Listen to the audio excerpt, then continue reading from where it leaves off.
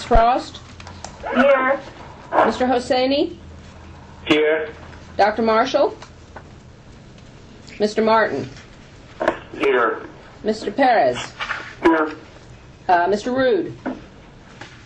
Commissioner Smith, I believe, had a conflict. Dr. Solano? Here. Mr. Stavros? Here. Mr. Temple, but I believe he also has a conflict. Mr. Tripp? Here. Vice Chair Colson? Here. Madam Chair, you have a quorum. Thank you very much, Mikey. Good morning, everyone, and thank you so much for your commitment to the Board of Governors. I know that things that we were just together, and we've had conference calls since our in-person meeting, and so for you now to make time for this, I know is certainly a huge ask, and I just want to say thank you. I have a very short report for you. I guess the only major thing that has happened since we were last together is that we did execute the agreement with the legislature, and we did go ahead and have the conference call with the Speaker, the President, and with the Governor. I'd like to report to you that I think that it was certainly a good day for higher education. We were able to come together and work out how we would move forward with our governing document. I think if you saw most of the press, it seemed to focus mostly on the tuition issue, but as we all know, that it certainly had more than just tuition. We're also dealing with governance, and it seemed that we were certainly all on one accord, and we're ready to move forward. The one comment that I would like to make for you from the press conference is that it was pretty clear from the Speaker and from the President that they were committed to move forward during this session to get the legislation passed that will codify our agreement, and that was a big deal for us, and we certainly appreciate the Speaker and the President's commitment to our settlement and to the manner in which we're going to move forward and operate as we deal with the issues facing our state university system. So I just want to report that to you. I was going to, I guess, officially congratulate Gus on the record for his Lifetime Achievement Award, but it seems that all got started before we started our meeting. Gus, we want you to know that we are proud of you, and we certainly are proud to have you as a part of the Board of Governors. You are a great Floridian, and we are better because of your commitment to the board. So thank you very much. Thank you, Madam Chair. And with that, I think that the other items that I know that there are other issues that we can talk about that I will not include as a part of my report, but I'll wait and have it come as a part of our legislators and legislative updates. So with that, I think I've confirmed with the Chancellor that he does not have a report today, but I will ask if you would go ahead and tee up the legislative report along with Mr. Maxey. Mr. Chancellor. Thank you, Madam Chair, and good morning, members of the Board of Governors. We have our staff here for questions and concerns this morning. Just want to alert you to that fact. One of those individuals is Rick Maxey, of course, who heads our legislative efforts. We have been having a relatively successful legislative session overall. We have been working on the funding issue with both the House and the Senate. That remains fluid. As many of you have seen, there is still the issue of what's called the FMAT money coming from the federal government. That's approximately $850 million that Florida would take in, and everyone seems to be waiting its arrival to determine how it might be placed into the budget. The Indian gaming issue seems to be coming to some sort of a successful resolution, and that could provide, as we are told, upwards of $450 million in the budget overall this year, and that appears to be coming to a successful resolution. Beyond that, arguably our most important piece of legislation as a system this year would be the statutory rewrite that comes as an offshoot of the settlement agreement that we crafted and signed with the Florida legislature that the chairwoman alluded to a moment ago. That language is now being crafted from the settlement agreement, and then will make its way through both the House and Senate. The chairwoman is correct. We continue to have the commitment of the Speaker and the President that we will coordinate that legislation as collectively as possible to keep it together as it moves through the process, and their further commitment to expedite it to the greatest degree possible so that prior to the end of session, we will have the statutory rewrite, which will clarify roles and responsibilities. Of course, we have some regulatory work to do on our side of the ledger that will take a little bit longer to accomplish based on our system, but overall it should not be too long into the future when we finally have what most of us believe will be the long-awaited clarification of roles and responsibilities. Yesterday was an important day. There was a piece of legislation making its way through the process that was sponsored by our friend Senator Lynn in the Florida Senate. Yesterday she decided that not only would it be modified significantly, but that, according to her comments, she would rather see a version of it reside within our statutory rewrite language and put it over there. So we were most pleased with that, and very pleased with a number of committee comments that were made from different members about the importance and roles and responsibilities of the Board of Governors. And that continues to be the theme as we work through this legislative session. I think the settlement of the lawsuit and its positive impact are being felt not only in the rewrite, but also in terms of the continuing relationship with the members of the House and Senate, and that incredibly important partnership and balance that we want to maintain with them as we move our system forward. So I'm going to, at this point, Madam Chair, turn it over to Rick Maxey. He's going to cover several other pieces of legislation that are in the pipeline at some point in the process. Rick?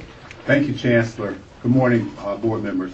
First, an update on issues that are part of the board's voted agenda. One of those is concurrency. You asked that we find ways to restore funding for infrastructure improvements resulting from our construction. And right now we're working with members of the Senate and House to craft an exemption or waiver of those payment requirements. Chris Kinsley has been working diligently on that, and we'll keep you updated as we make progress. A second is minor projects. Currently, or let me back up, last year the legislature modified some language that allows us to raise the threshold from $1 million to $2 million for what we term minor projects, roof and repair, things of that nature that need to occur quickly. There were a couple of oversights in statutes, so we're working now to get those fixed, and we think we found a mechanism for doing so, and we hope to have that fixed by the end of the session. And the third thing was the public-private partnerships issue. We found a vehicle for it. We're working hard. That one stuck with some K-12 and other agencies that are also looking for authority to do public-private partnerships, so we're working with them to see if we can get that moving a little faster along the pipeline. Then just two other bills that I want to bring to your attention. One of them is a combination of 2204 and 2206 Senate bills by Senator Alexander, and it would direct the CFO, the state CFO, to standardize the chart of accounts for any entity receiving state funds. And 2204 of that tandem actually would be an amendment to the Constitution, to Florida's Constitution, to make certain that everybody understands that the CFO would be doing that. Now, in that bill, one of the things that we like about it is that it looks to the Board of Governors to deal with the universities. And so we're grateful to Senator Alexander as they continue to recognize the board's responsibility in managing the university system. The second thing I wanted to point, the second bill tandem that I wanted to point out to you were conforming bills, and these deal with education funding. There are a couple of things in those that I think are important to us. One is that it talks about the state university system and Florida college system working with K-12 on licensing electronic library resources to the degree that we can do so. And it also requires some changes to Bright Futures. It raises the standards. If this passes, it will raise the standards It will reduce the time frame that students will be using Bright Futures. It also allows students to use any money that's left over after they get their bachelor's degree they could use for graduate study. So those are some of the things in the tandem of bills. We'll continue to follow them. There are a host of minor issues out there that we're tracking but don't really require any attention by us. And so with that, I'd be happy to answer any questions. I just also wanted to point out, it was on the list, that the FAU Medical School legislation passed unanimously in both the House Committee and Senate Committee yesterday. But as you all know, and we discussed this at the Strategic Planning Committee last time, that is contingent upon Board of Governors approval, and everyone is well aware of that. So even though the legislation is moving, it is moving contingent upon your approval, and I wanted to make you aware of that. But other than that, we are getting down to the last 3 weeks of session. We will continue to monitor all legislation that's making its way through, and certainly the budget issues that are making their way through. I did want to point out, unless Tim has anything else on budget, that you, as you always do at this point, headed for conference, you've got a House budget and a Senate budget. The Senate budget has more money in the state university system than the House budget. But again, that is not unusual at all to have two different budgets going to conference, and we're going to continue to work with both ends of the Capitol to make sure that the state university does as well as we can possibly do. The Senate, by the way, also has $122 million, I think, additional dollars in the PICO budget for the ability to move and advance some projects that are already slated for the out years, to pull those forward and get them started sooner than later. So it's a very, very robust PICO budget in the Senate, and we are hoping that we can get some positive movement in conference on that issue from the House as well. It would really allow us to advance the cause of many of our new Florida initiatives with classrooms, laboratory space, research space, and really assist us in that regard. So all of this, of course, is fluid, and we'll try to keep you apprised best we can over the next 3 weeks with updates to let you know where things are at any given time. Madam Chair, I'm going to turn it back over to you to see if there's any questions from members of the board. Thank you, Chancellor Brogan. I do have one question I'd like to start with, Rick. On the changes that are proposed for Bright Futures, is there anything that addresses any kind of need component? No? No, ma'am, not at this point. I know there's been discussions in several committees about possibly taking part of Bright Futures and having it be need-based. And I also think that this is going to be a multi-year conversation, so that issue is not dead. Yeah, Madam Chair, this is Frank. The Bright Futures changes, I guess it's safe to characterize, aren't getting a great deal of momentum at this point in the session. There are some who believe that it might be better to look at this issue next year. So it's difficult to say what's going to happen on Bright Futures at this point. I think it was Governor Perez who brought this issue up at strategic planning. We're continuing to try to not only track the changes that are being made, but try to determine what impact those changes might have on the system. It's a little difficult right now because they're a bit over the map.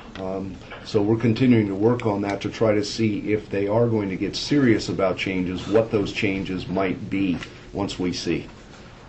Okay. Any questions for Rick or for the Chancellor based on their comments on our legislation? Madam Chair, this is Ann Duncan. Just FYI, I'm up here today if anybody needs me to stop by and see anybody, but as I was out last night, again, the sentiment towards the universities and what we're doing was just tremendous from all of the legislators that I spoke with. So, great work on our staff's part. It's really fun to engage in really productive conversations with them and to all be heading the same direction. Great. Thank you very much. Any other questions or comments?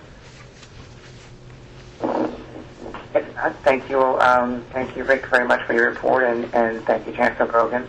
I think the next item on the agenda is from Governor Martin. And Governor Martin, I know that you have some time constraints today, so please go ahead and take up the items as you see fit. Okay, thank you, Governor Parker. At the last board meeting, the Strategic Planning Committee had a very extensive agenda. And one of the items that was on that agenda dealt with the doctor medicine program at FAU. And we had extensive discussion at the meeting. The Strategic Planning Committee actually recommended to the full board that we accept and adopt the recommendations from Florida Atlantic University. As you recall, the process that we had basically set up a while back was to have time between when a committee makes a recommendation before it goes to the full board. Although there was some confusion at the meeting while it was on the full board agenda, we felt that we needed to wait until this call today to have the official approval by the entire board. So with that, I'm sure that there were a lot of questions that some of the members had. I'm sure that the staff, Board of Governors staff, and also FAU's staff availed themselves to the Board of Governors members that may have had any questions. So at this point, I would like to ask if there are any additional questions that may not have been answered over the last couple of weeks, and then I would like to move approval at the appropriate time. Are there any... Governor Martin and Madam Chair, this is Patricia Frost. Governor Frost, good morning. Good morning. I have a few questions, or should I? One at JFK. Has the faculty, clinical faculty based at the hospitals who have the experience and qualifications required by the different residency review committees to be teachers, the only requirement that is new for the hospitals is that the program directors have to be full-time and people with experience as either associate program directors or program directors. And all of the hospitals that are in our consortium to develop residency programs are aware of that, and we, in conjunction with the hospitals, will conduct the appropriate searches and recruit the appropriate program directors whose qualifications will be vetted by both FAU and the hospitals.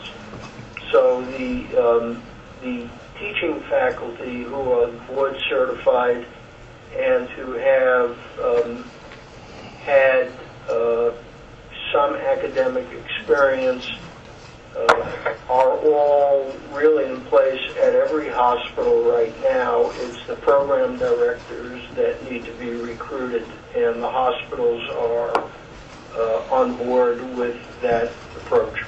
Okay. I have another question. I guess it could be answered by you or whomever is going to be in charge of the Cleveland Clinic situation.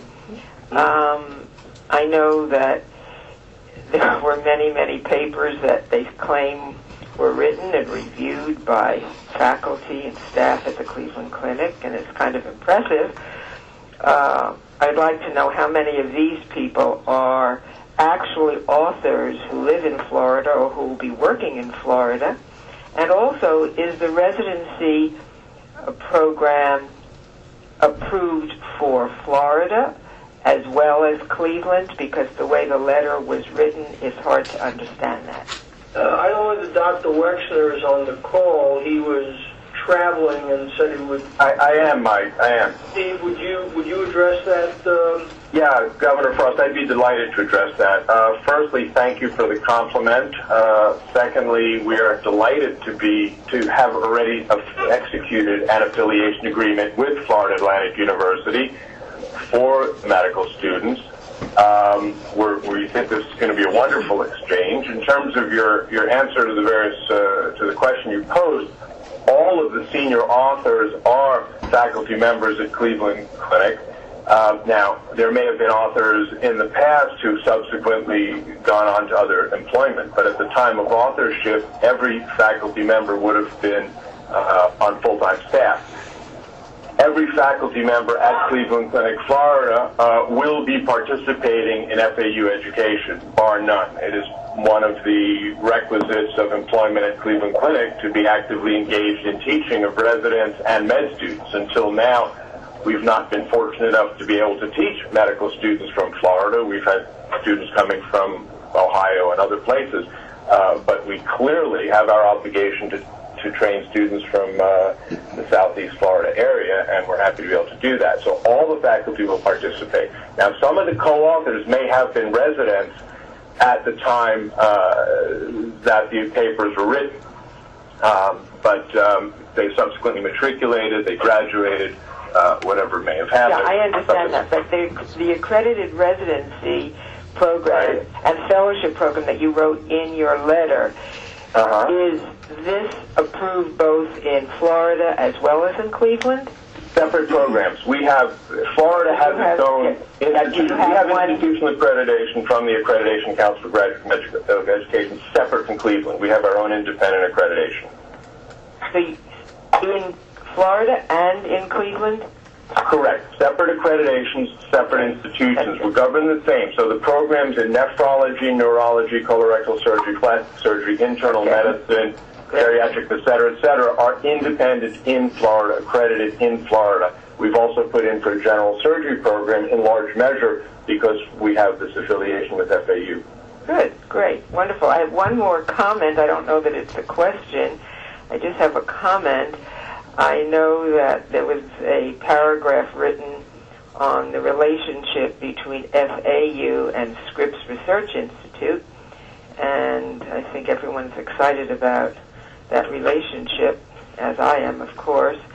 I just wanted to make sure that we are aware of the fact that when you say that it's going to bring in increased contracts and grant funding, I think this sort of implies that we are bringing in a lot of increased contracts and grant funding. Maybe I'm wrong on that, but you know that I understand after talking with people both at FAU and I think through the Board of Governors, we discussed this, that Scripps will be sharing, I assume, whatever income comes in if Scripps is doing the research with FAU and vice versa. And I think also the administrative or overhead fees go to wherever the grant research project is taking place. So I know that there will be increased funding, and I know that we will have increased contracts given to us at FAU and Scripps, but I think we should be aware that it's not going to be enormous in the beginning for FAU, because I am making the assumption, and maybe that's just an assumption, that most of the research initially will be done at Scripps Research Institute. Is this correct? Governor Frost, this is John Pritchett. Let me address that. Thank you. There are really two elements of this. Number one is the partnership between FAU and Scripps. And that partnership exists not only between our College of Biomedical Sciences, but also our College of Science.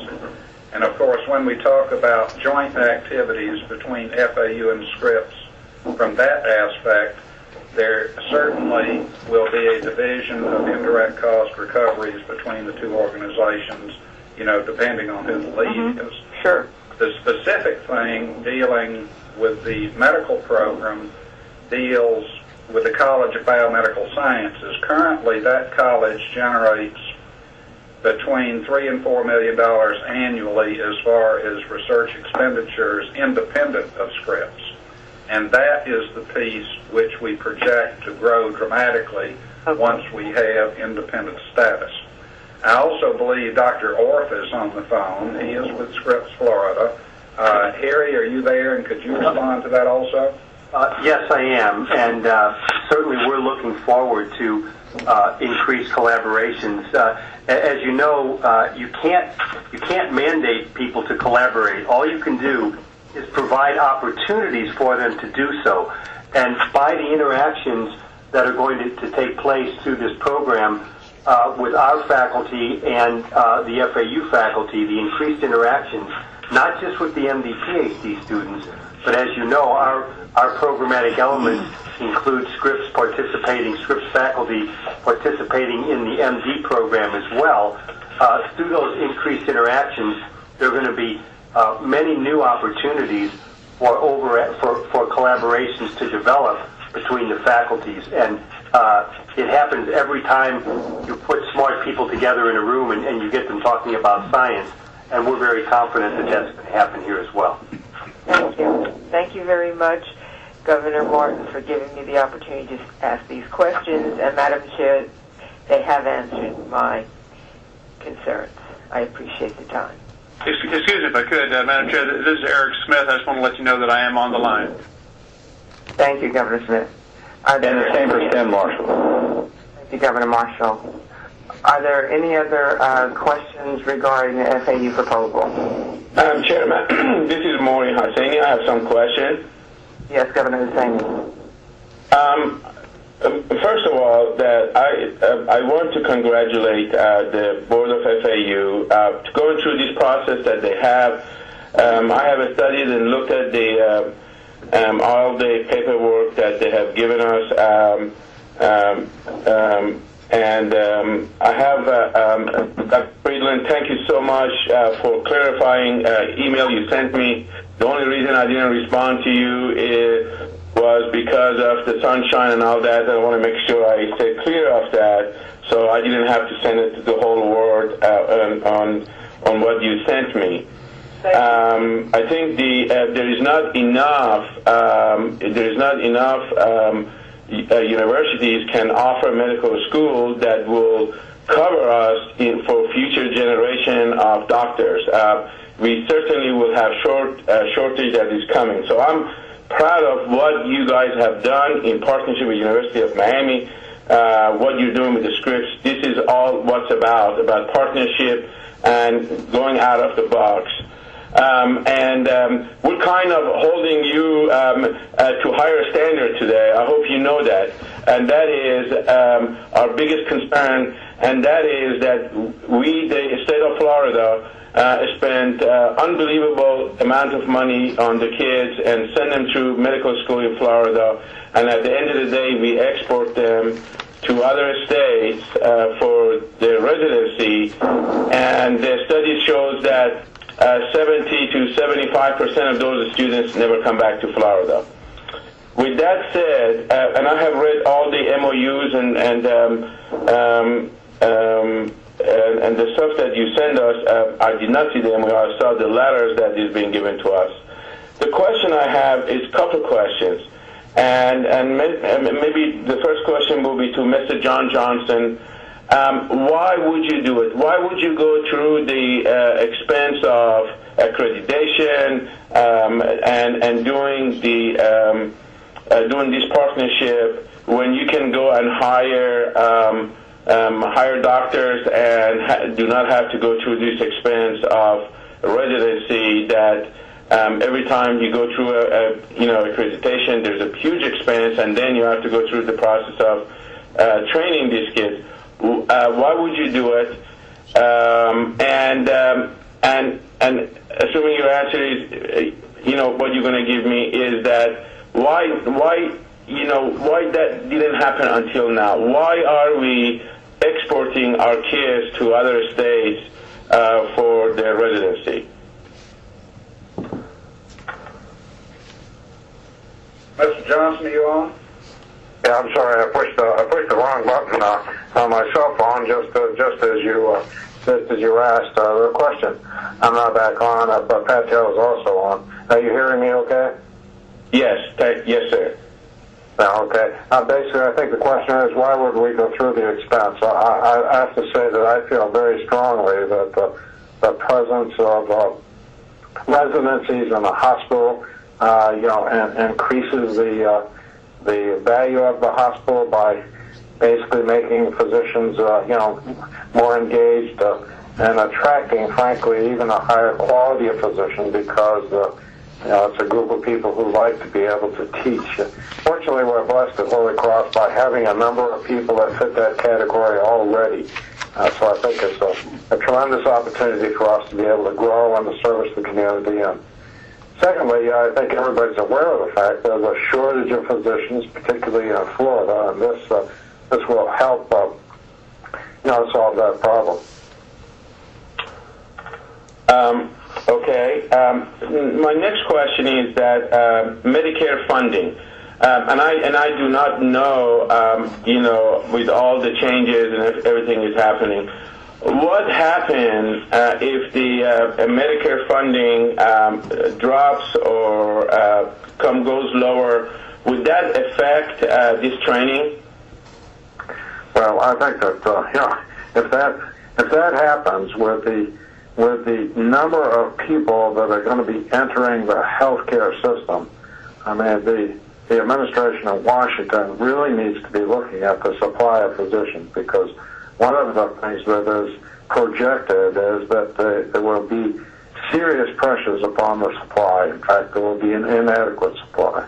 So they should be paying attention to that. If Medicare funding is cut severely, all the residency programs and hospitals in this country will be having some sort of protest over that. But from my point of view, it's not something I'm worried about in terms of jeopardizing the program. If I might possibly make a comment, Steve Weiss from Cleveland Clinic. Learning. More than 400,000 tracks were downloaded in the first week of Lit to Go. Anyone with an internet connection. Somebody put us on hold. That's the university itself. USF.edu. I guess we know who put us on hold. Okay. USF students can become We will give USF a call. We're contacting them now. Talk over this? I will try to talk over that, and what I was going to say in answer to the question was that I think each of us has an obligation to train physicians, regardless of funding, and to be able to be creative to get the high-quality faculty who start out life as high-quality college students, probably high school, then college, then med school, and ideally to keep them all here in South Florida or in the state of Florida is the best way to ensure the quality of the physicians we have training.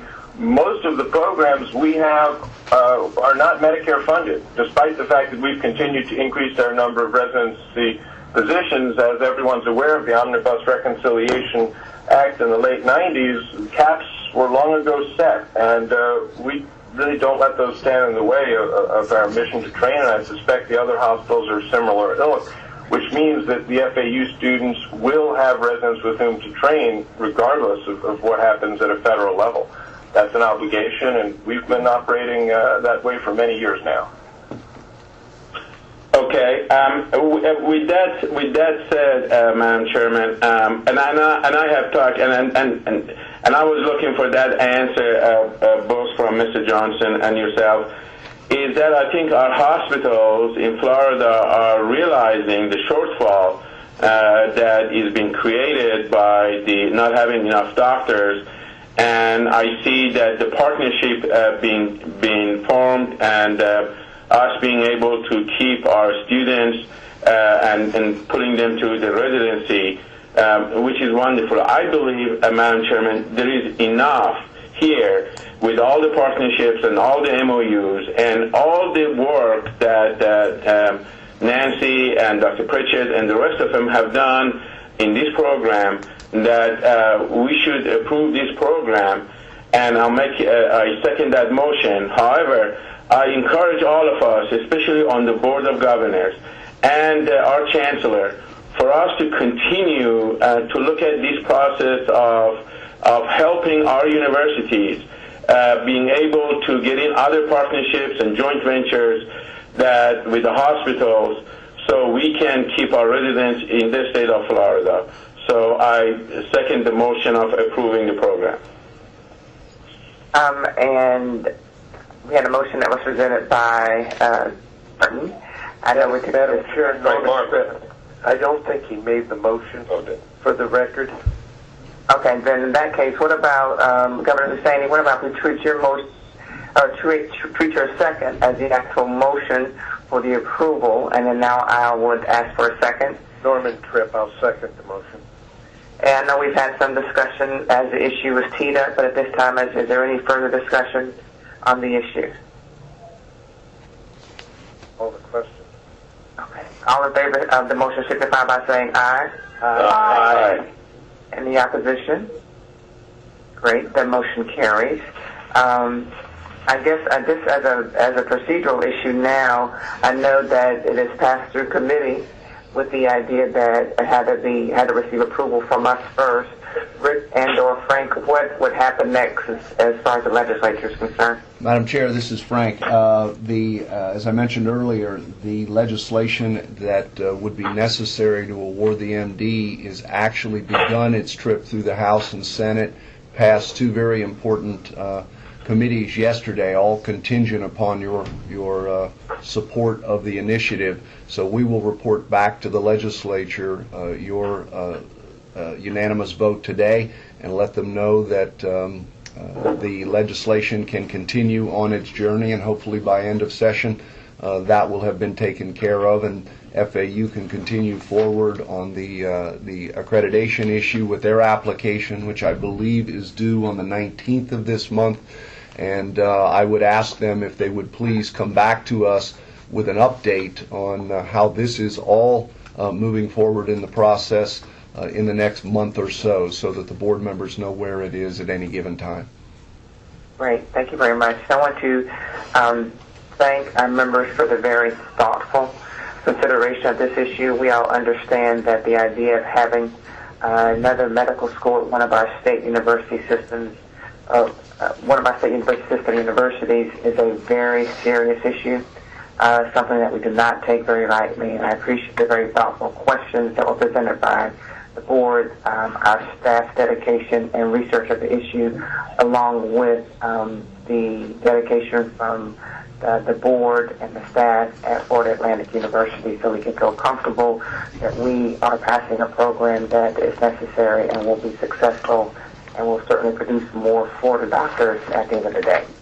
Also, Madam President, I did not realize that you were here with us. I know that this would be your first where you've attended, and I want to extend a very special welcome to you, and we look forward to seeing you in person at our meeting in June.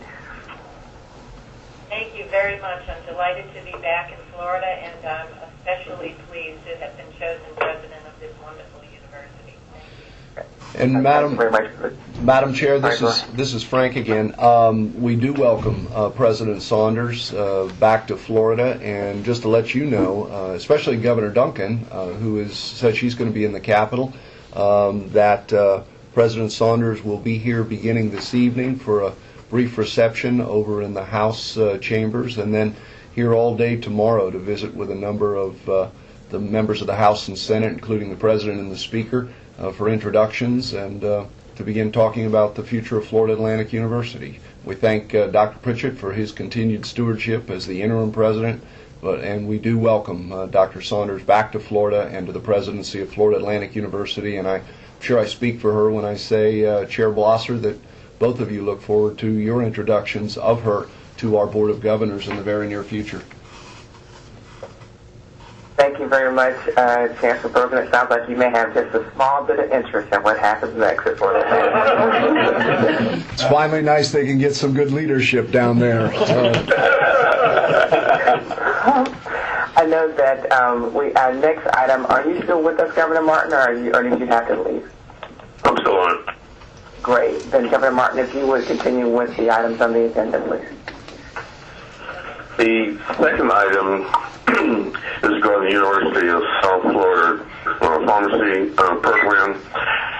And over the last couple of years, there have been quite a bit of discussion about this particular program, and the board actually approved an issue back in January, I think, of 2009. And there's been quite a bit of discussion of late in regards to the status of the program.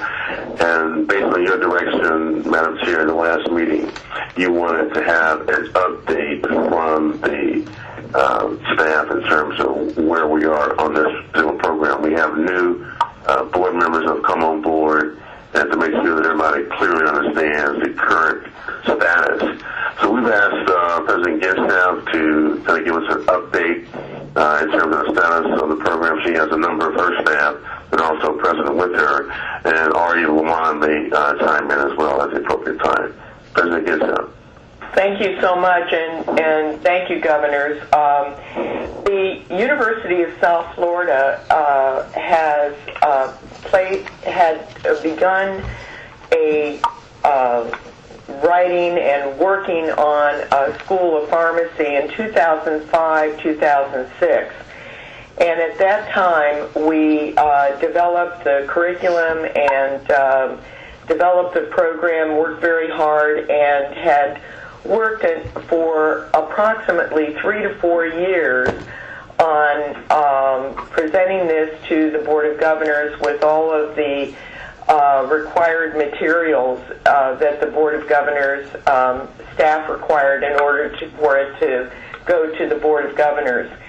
So it's been long in coming, and we fulfilled all the requests.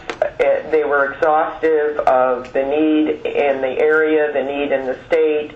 We have substantiated the kind of workforce needs with all the pharmacies and the hospitals in the area. When it was approved in January of 2000, I believe it was January 2009, by the Board of Governors, and it was at FAMU, at the meeting at FAMU. It was approved. However, I wrote a letter to the Board of Governors at the time because the concerns of the Board of Governors was about the funding during a time of economic downturn. So the letter is one that talks about a fiscally responsible business plan that was developed and included future non-recurring and recurring funding requests from the state, and that we would work with the state and with BOG, and if we could not incur the funding that was necessary, that we would either delay the implementation of the program 1 year until fall of 2012 and request public funding in the subsequent fiscal cycle, or develop an alternative funding model to support program implementations on the original timeline. And there were a number of different ideas, such as increase tuition to a higher level, or increase private investment, and we had a number of different items. What has been very fortunate is that the funding for the School of Pharmacy has been forwarded this year, which is wonderful, and it is a program that is very similar and analogous to our College of Marine Sciences. Our College of Marine Sciences is located in St. Petersburg, and it does report back to the Tampa campus, where the dean and provost is in charge of the College of Marine Sciences. The dean does sit in St. Petersburg. This is the same format where the School of Pharmacy will be located on the Polytechnic campus once the building is built, and the dean will be there and all of the faculty, but it will report back to the Vice President of Health. We're very, very fortunate that we have an opportunity to be funded now, and that helps tremendously with the issues that were established at the time in January 2009. I would ask Dean Klasko. I believe, Dean Klasko, are you on? Sam. Did you want to talk about the current state of the program? Sure, I'd be happy to. Thank you, Madam President, Chancellor, and Governors. We're very excited about this. This has been a good part of the strategic plan as we built USF Health and into a very interprofessional model. In fact, a good part of our strategy has been around healthcare information technology, of which pharmacy was a major part, and might know that we got a $6 million grant yesterday, which included some of the things we're doing with e-pharmacy. So the ability to add pharmacy to our integrated health center was hugely important, and the Board of Governors appropriately asked us to do a very extensive needs analysis, which we did, and it got approved. At that time, we started looking at companies to work with, because pharmacy, public-private partnerships are important around both research and clinical and education parameters. So actually, two of the companies we found, as it turns out, are in Polk County. Obviously, Publix is very, very interested in working with us, and another new one called Welldyne, which is bringing a huge amount of jobs into Florida, is very interested in our model of with pharmacy of ERX and pharmacogenomics and personalized medicine. So the ability to move forward really has been very, very gratifying. We did a national search for Dean, and I believe he may be on the phone also, Dr. Kevin Sneed. We had our pre-accreditation site visit where they basically went through our program and got us ready for the accreditation, which will happen this fall. We are completing the hiring of our I believe 6 core faculty and associate deans. And thanks to the Board of Governors leadership and now the what seems to be at least legislative moving up the timeline of the funding, we could not be more excited about this on behalf of the state university system. That concludes our update at this moment. If you have any other items, Governor Martin, we'd be happy to respond. Governor Martin, are you still on the call? I guess with the, thank you very much, Dr. Genshaft, and I guess with that, I know that Governor Martin was responding to my request regarding the most recent legislation, and it's now I'd like to open it up to the board if there are any questions about the program or about the information that was just presented by President Genshaft.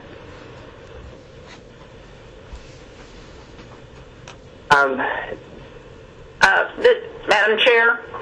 Yes. This is Judy Solano. Governor Solano.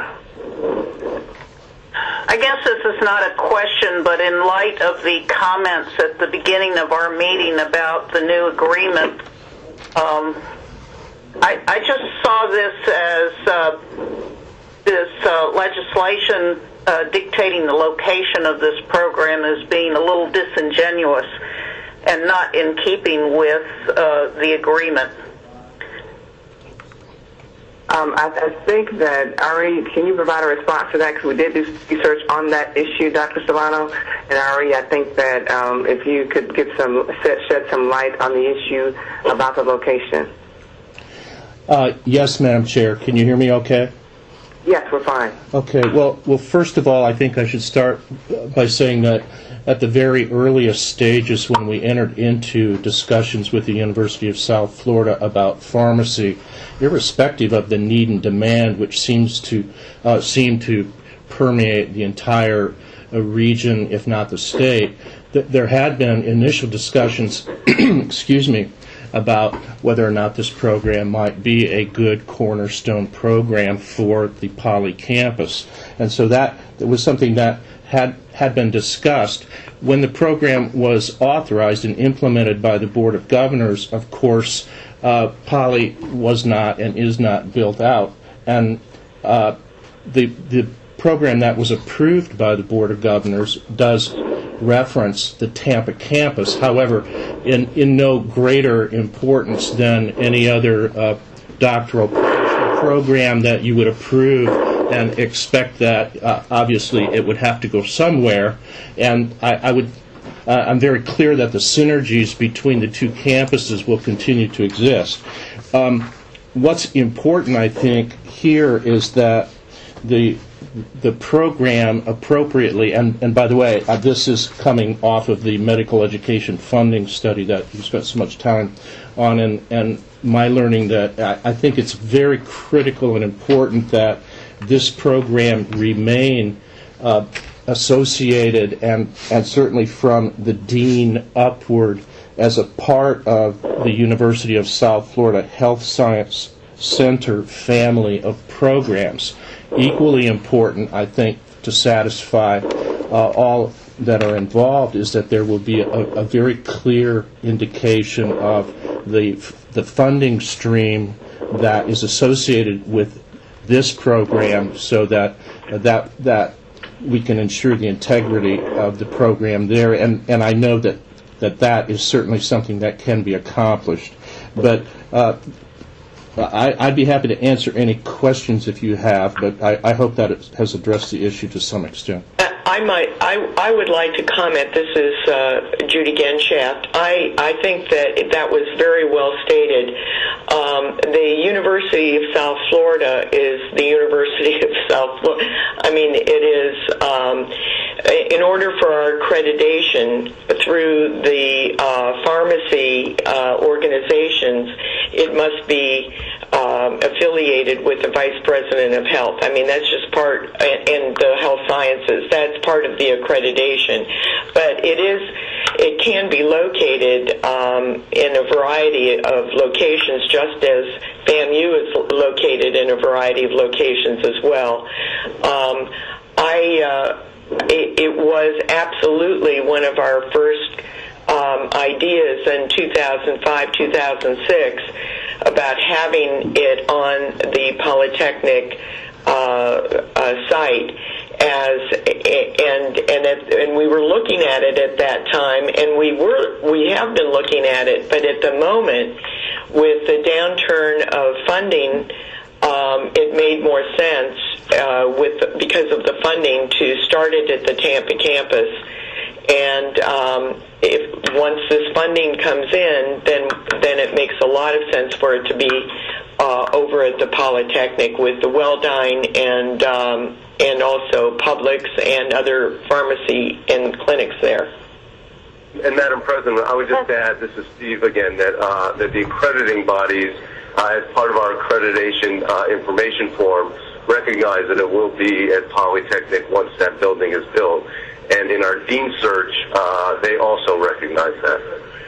This is Governor Duncan, Madam Chair, if I could jump in. Governor Duncan, please. And I think, Dr. Solano, one of the things that, because I've looked at this issue and been fairly involved in trying to understand and follow the growth of the whole health sciences program at USF, there's another good example of where the, USF has made it work with the marine sciences. It's located on the St. Pete campus, but it really is kind of part of the Tampa campus administration and organization, and, that model has worked well for USF in the past to meet a geographic need or opportunity, but still to function very well with the home campus and how they're doing it.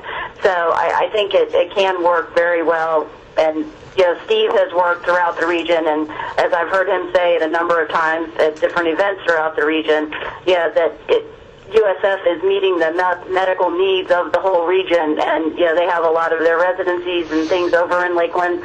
Anyhow, I mean, this is not that out of the norm, I would think, from how they can make it operate. I guess I'm not particularly opposed, particularly, if USF is okay with it, but this should be a decision made by USF and by the Board of Governors. And my only comment is that it's been interesting to see some of the legislation. I know that we commented at the beginning of the call that Senator Lynn has kind of backed off of her legislation, but that immediately followed on the heels of us signing an agreement with the legislature, where they would leave to us the business of running the state university system, and we would leave to them those aspects like funding that fall within their realm. So I'm just kind of making a statement here. I'm not objecting to it particularly in that South Florida seems to be okay with it, because I think this is a decision that South Florida and the Board of Governors should be making, not the legislature. Governors, this is Frank. I agree. But having said that, this is vastly different than a program being created by the legislature and then funded. This one is a child of the University of South Florida and the Board of Governors. According to the original agreement, we would be seeking, as the board and USF, funding for this program not until 2011.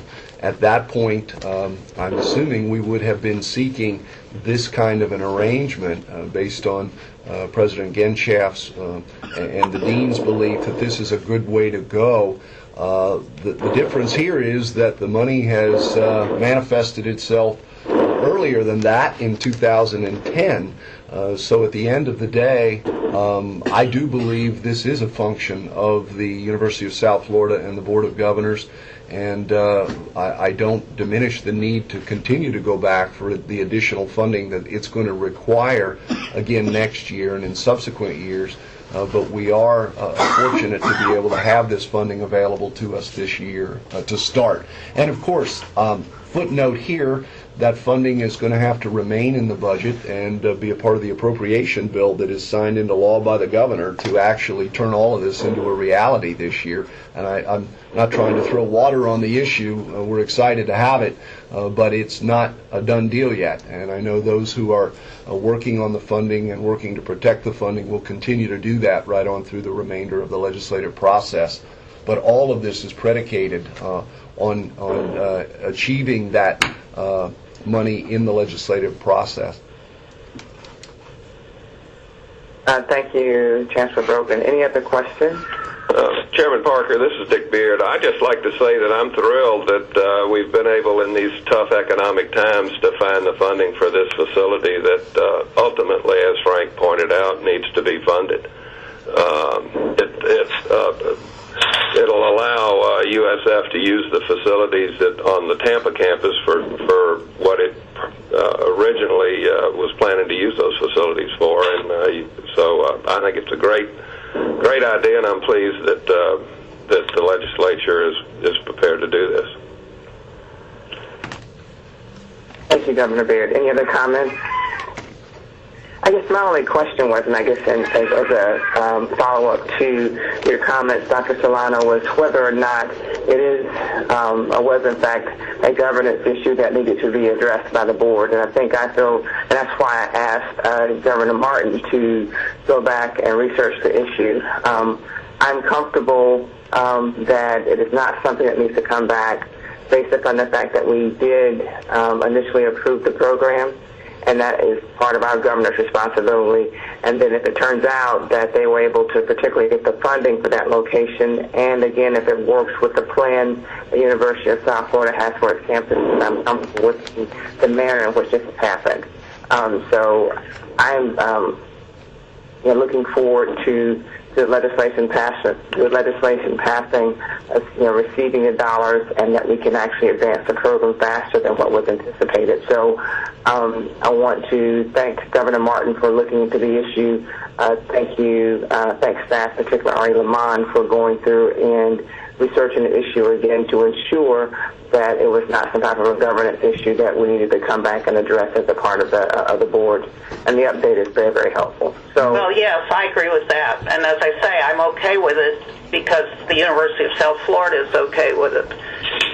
They come back a little differently, and we had learned that if the University of South Florida is on their main campus and in their medical complex there on their main campus, then it would have been more of an issue.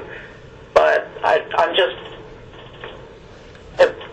guess enough said, really. I'm okay with it, and it's great that we're getting the money and that it does fit into South Florida's plans. And Madam Chair... but I just think that it's...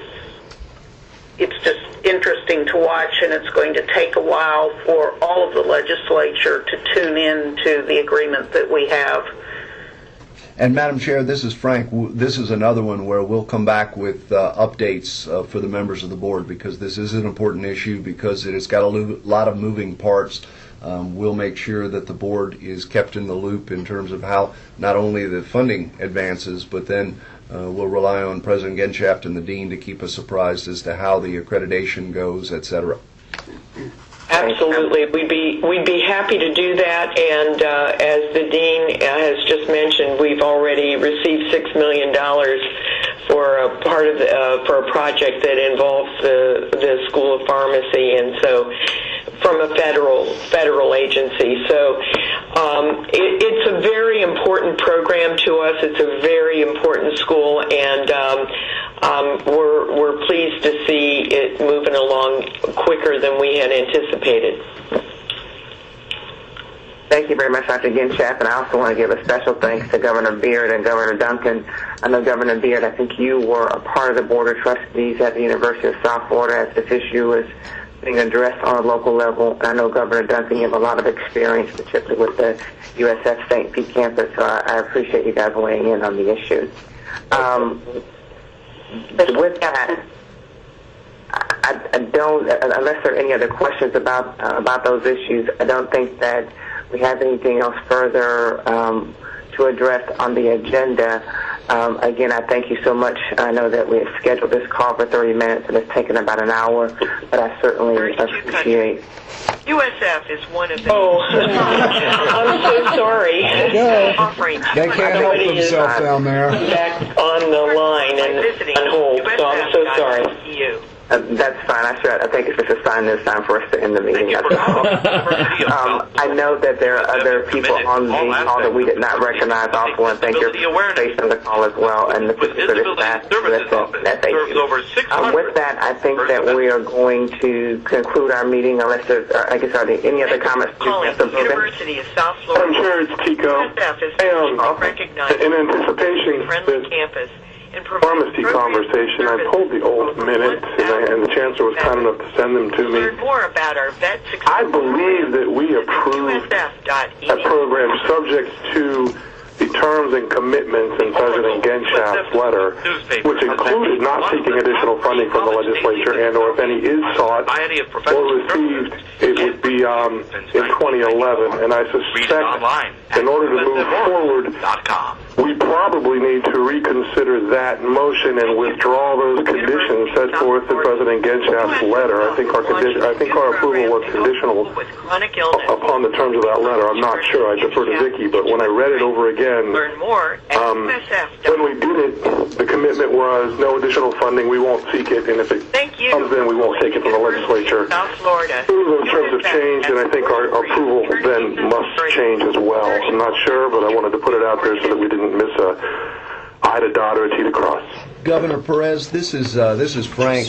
It is probably, based on your good comment, it is probably in an abundance of caution a good idea that at the discretion of the chairwoman and the board that we modify the original letter in terms of seeking funding in 2011 and go ahead and adjust that issue by your vote if you'd like to do that. Well, I think we just need to confirm, because President Genschaft commits not to seek funding from the legislature. It doesn't say that she won't accept this. It's thrust upon her. But notwithstanding, I wouldn't want somebody to come back 10 years later and say, wait a minute, there was funding. That wasn't the deal. So I think we ought to make whatever corrective motion we need to make to reflect our record. I think it's a good idea. I'd be happy to move that however you guys think it should be worded. Is our general counsel on by any chance? Are you here, Vicki? Yes, I'm here, and I'm trying to read through the letter quickly because I don't recall if it was made conditional. I know that the letter... We added the letter to the record specifically for that purpose, Vicki. I mean, I'm perfectly content if we make the motion now to remove the restrictions on the approval as set forth in President Genschaft's letter, and to take any other actions necessary in order to conform with what the action that we're taking today.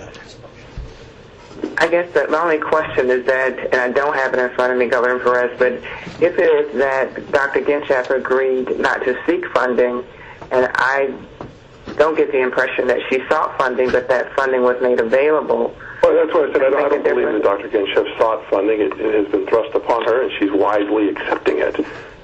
But that said, I just want to make sure that if someone reviews our notes down the road, it's very clear that we have acquiesced to the legislative funding cycle this time, that we're in agreement with it, and that going forward we're in agreement with it, so that the conditions from that initial letter were lifted. Vicki, I'm not sure if the minutes specifically reflect the conditional approval, but it clearly was a conditional approval, and we attached the letter. I was a seconder on the motion originally, mainly for the reason of attaching the letter.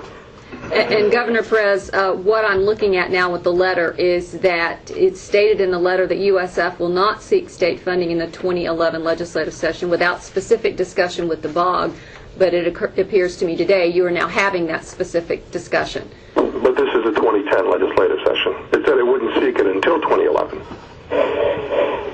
That's correct, but I don't see any obstacle to the board having a discussion. I think we need a motion either to say it is okay to seek it and receive it this session and next session and going forward, but I think that our initial conditional approval or approval with those conditions needs to be reversed by this board if that's what we're doing, which I think we are. I just want to make sure our minutes are clear and our record is clear that we have acquiesced and we do concur moving forward in this fashion. So I guess, Vicki, do you agree with Governor Perez's position in that we need to have a motion to clarify, or do you believe that based upon the conversation that we've had, that although it is a 2010 session that we're fine and it's not necessary for us to have an additional motion? I think it would be appropriate to have an additional motion at this time, Governor Parker. So, Governor Duncan, I think that I heard you say that you're prepared to make the motion, as I understand it, that it would then be that we're lifting the restriction of not seeking funding or not receiving funding until 2011, but that funding can be received in 2010. Would that be enough of a change, Vicki, or do we need something further? No, I think that would be sufficient. Okay, and are you not wanting to beat a dead horse, but there were other conditions in that letter which clearly are no longer relevant, that if additional funds are needed, they'd be sought from third parties and from charities and that sort of thing. I would ask that whatever motion that we make, and I'm sure Governor Duncan will make it appropriately, just indicates that we approve of the USF relocation of the pharmacy school to the Lakeland campus. We released the university from the commitment set forth in the letter from President Genschaft, and we welcome the growth of the university. Thank you, Tico, for your having the letter in front of you. I apologize I don't have it with me, but I appreciate it, yes. I guess my only question about the comments from Governor Perez is, I know I agree with the items as it relates to the funding. I question whether it's necessary for us now to amend the motion as it relates to the location of the program. I would think that based upon what I've heard so far from staff, is that the fact that we approved it for USF is fine, and that's within staff's discretion or within the university's discretion. They could locate a part of that program at another location. So I want to get a clarification of whether it's necessary and I recommended, Vicki, for us also to include some information regarding the location of the pharmacy school. Madam Chair, I don't have a problem with what you want to do there, but I recall the conversation very clearly. We had very many budget concerns. We were assured that the pharmacy school at USF was a leverage up on existing facilities, and for many of us that was a key reason for approving it, was no additional funds were necessary, and it was going to leverage up on the existing medical school infrastructure. Anyone who reviews the tapes of those meetings would at least hear that conversation, and that's why I just wanted to include the approval of the new location. If you don't want to do that, that's fine. That was not part of the conditional approval, but it certainly was discussed, at least to my recollection, as a feature of this not costing any additional funds in the next 2 years. Right, I understand. So, Vicki, were you going to comment? I heard someone about to comment. That was me, Judy Solano. I guess that too was part of my concerns about the location. I remember the conversation about leveraging the existing facilities and the location of the program being right there within the medical complex. Well, but also let's recall we were going to go for more funding for for medical complexes and the existing med schools. I mean, I think a lot's changed in those dynamics over the last couple of years. There's no doubt, and I'm just trying to clean the record. I mean, I'm certainly doing, but I just want to make sure that the record is clean, and I'll defer to whatever our counsel tells us.